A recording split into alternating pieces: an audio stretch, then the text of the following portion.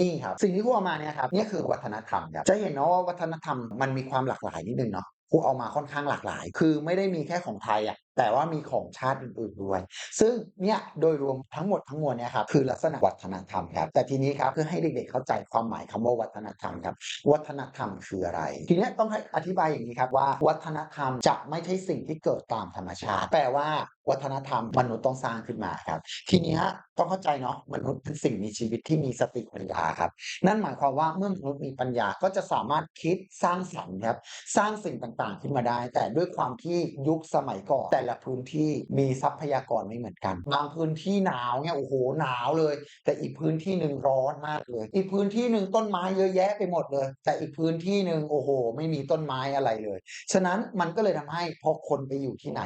ก็เอาสิ่งที่มีในธรรมชาติครับมาสร้างครับ แต่ทีเนี้ยประเด็นเลยคือเมื่อมันเกิดกันต่างที่วัฒนธรรมจึงต่างกันนั่นเองครับซึ่งเป็นเหตุผลไงครับว่าโอ้โฮทำไมบ้านเราโอ้โฮอาบน้ำกันทีโอ้โฮเช้าสายบ่ายเย็นอาบได้ทั้งวันแต่ตัดภาพไปที่บางประเทศนี่โอ้โฮอาบน้ำเนี่ยอาทิตย์หนึ่งครั้งหนึ่งเงี้ย2วันครั้งหนึ่งอย่างเงี้ยเพราะว่าบ้านเขาหนาวมากครับนี่แหละคือความแตกต่างเชิงวัฒนธรรมครับ